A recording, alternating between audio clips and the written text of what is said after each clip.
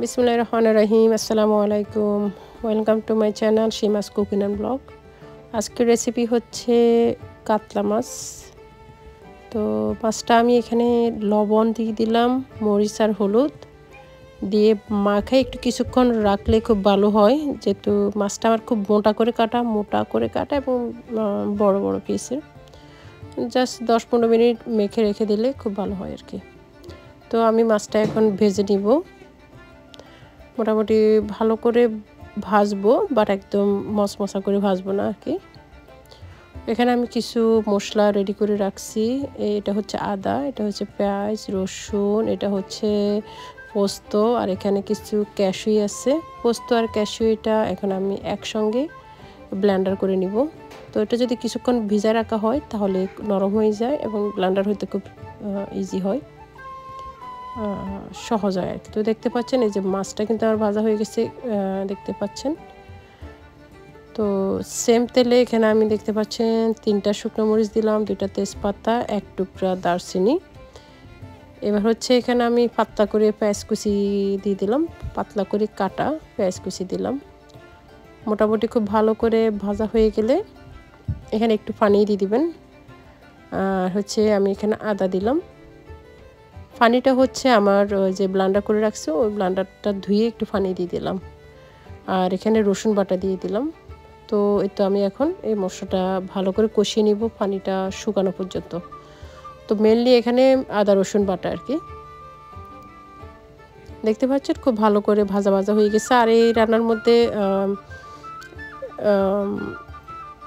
তেলের পরিমাণটা একটু বেশি দিতে হবে। রেগুলার রান্নার থেকে এই রান্নাতে একটু তেলের পরিমাণ একটু বেশি, এই আর কি। এখানে ঘি দিয়ে রান্নাটা করলে খুব ভালো হয়। ভাজার পরে যে তেল থাকবে ওখানে একটু ঘি অ্যাড করে দিবেন। এরপরে আমি এখানে পেঁয়াজ বাটা দিয়ে দিলাম, পেঁয়াজ বাটাটা কষানো হয়ে গেছে। এবার এখানে আমি কিছু শুকনো গুঁড়ো মশলা দিলাম। এর মধ্যে ছিল মরিচ, হলুদ, কাশ্মীরি চিলি পাউডার, সাথে ছিল একটু ধনিয়ার গুঁড়া, আর ছিল একটুখানি জিরার গুঁড়ো পাউডার, সব পাউডার। এখন আবার মশলাটা আমি কিছুক্ষণ কষিয়ে নিচ্ছি। দেখতে পাচ্ছেন মশলাটা হালকা একটু কষানো হয়ে গেলে এখানে আমি পানি দিয়ে দিচ্ছি। পানিটা গরম পানি, অলওয়েজ গরম পানি, সবসময় গরম পানি। তো পানিটা দেওয়ার পরে এখন আমি ঢেকে মশলাটা খুব ভালো করে কষিয়ে নিব। মশলাটা কষানোর থেকে হচ্ছে আপনার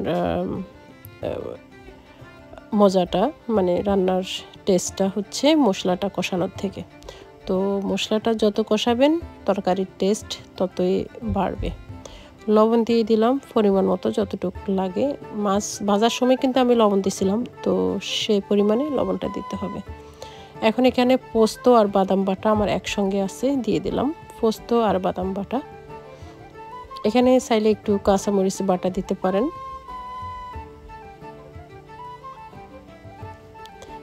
এখন আমি মশলাটা খুব ভালো করে কষিয়ে নিচ্ছি।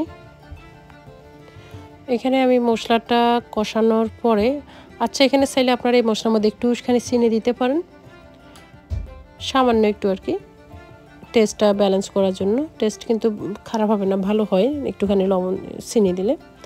তো দেখতে পাচ্ছেন এখানে আমি মাছটা দিয়ে দিলাম। মাছটা দিয়ে একটু 4-5 মিনিট ইচ্ছা করলে আপনি কষাইতে পারেন ওই মশলার মধ্যে। আমি হচ্ছে পানি দিয়ে দিলাম, গরম পানি। তো এখানে পানিটা দিয়ে দিলাম একেবারে, এখানে আর কোনো পানি দেওয়া হবে না। এবার আমি ঢেকে এই মাছটা খুব ভালো করে কষিয়ে নিব।